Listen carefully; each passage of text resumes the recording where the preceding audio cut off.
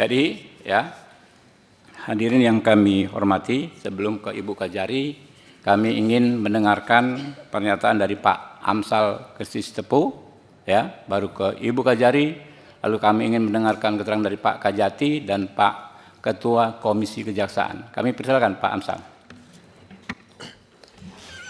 Terima kasih pimpinan, dan sebelumnya saya mau berterima kasih terlebih dahulu kepada Ketua Komisi 3 DPR RI Bapak Habibur Rahman, pimpinan dan semua anggota Komisi 3, Pak.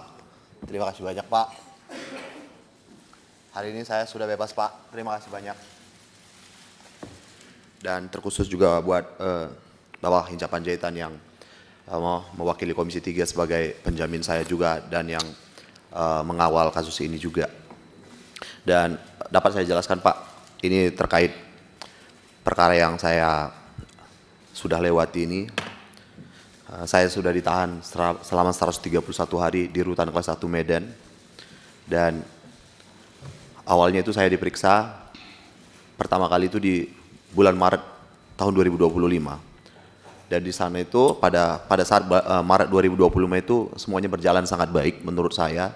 Tidak ada hal yang mencemaskan. Bahkan di momen itu Kasipyesus pada saat itu setelah penyidikan itu berbicara, di ruangan itu ada Pak Juniadi Purba yang sebagai penyidik pada saat itu dan juga Pak Wira Arizona. Jadi di dalam ruangan itu ada kami berempat. Di situ saya sempat ditawarkan untuk menjadi saksi ahli karena dia bilang Amsal ini yang paling memahami cara pembuatan video profil ini gitu. Dan kemudian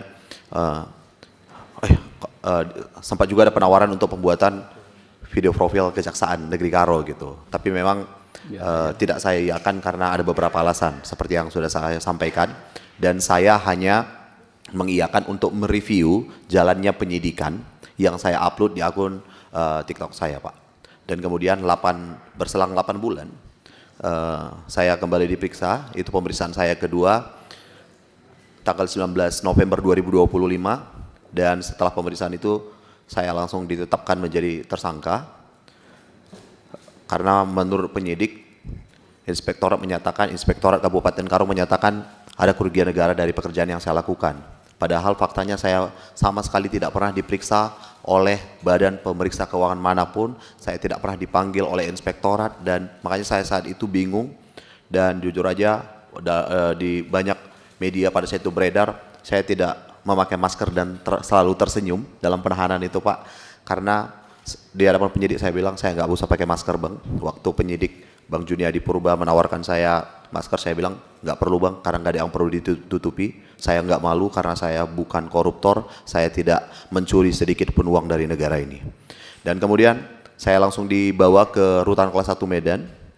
Ya, saya nyampe itu sekitar jam 7 malam.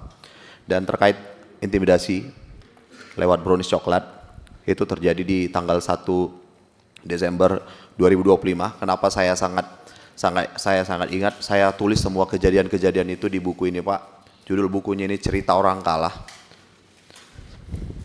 Cerita Orang Kalah ini saya pastikan saya buat karena tidak semua orang yang ada di penjara itu adalah orang-orang yang bersalah.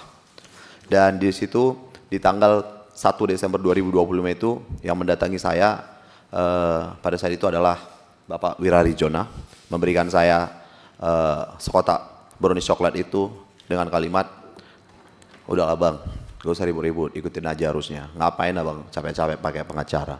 Nanti kita bantu di tuntutan. Ada yang terganggu." Kurang lebih seperti itu, pimpinan. Dan tapi saya di situ cuma tersenyum. Saya bilang enggak, saya akan terus melawan. Itu pimpinan, dan itulah kronologi singkat sampai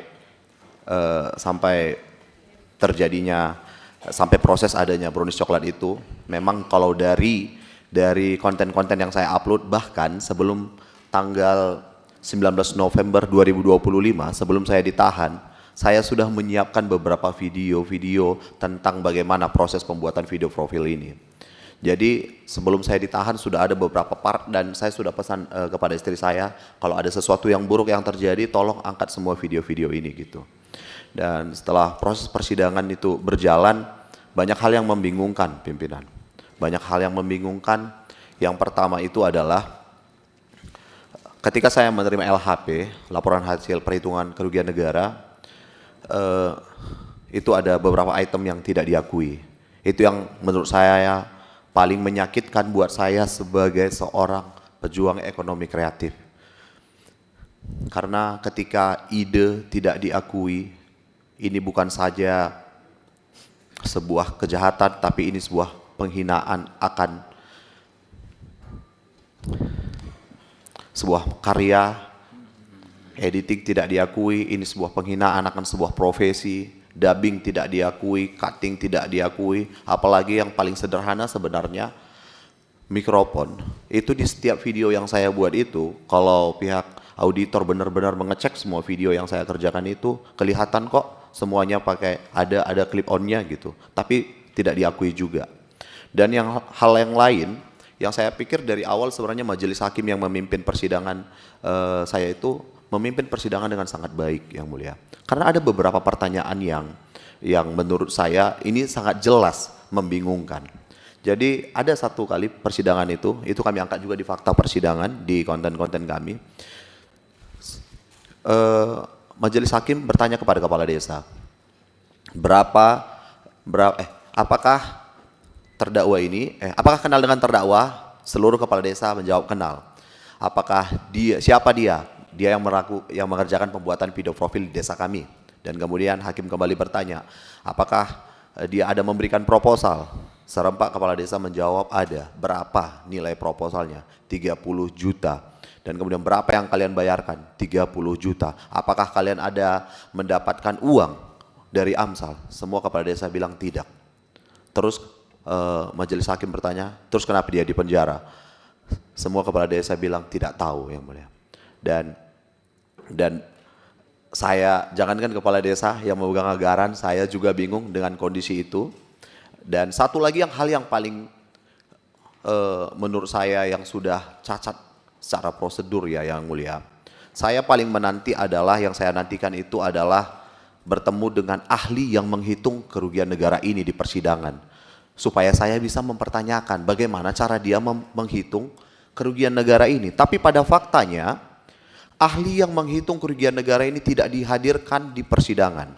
Jadi ahli auditor yang hadir itu mengakui bahwa dia meminta bantuan dari Dinas Kominfo, ahli IT dari Dinas Kominfo Kabupaten Karo untuk membantu dia melakukan perhitungan. Yang pertama yang mau saya jelaskan adalah ahli IT itu sangat berbeda dengan ahli video. Mungkin teman-teman semua tahu, ahli IT itu sangat berbeda dengan ahli video. Itulah kenapa saya tunggu momentum itu, tapi masalahnya ahli IT itu tidak pernah dihadirkan di persidangan. Yang menurut saya dari awal saja sudah sangat gamblang kesalahan ini, dan LHP itu tetap dipakai untuk menuntut saya. Mungkin itu kurang lebih pimpinan hingga suara saya terdengar, hingga terjadi RDP kemarin. Terima kasih sekali lagi untuk pimpinan dan semua anggota Komisi 3 DPR RI. Terima kasih.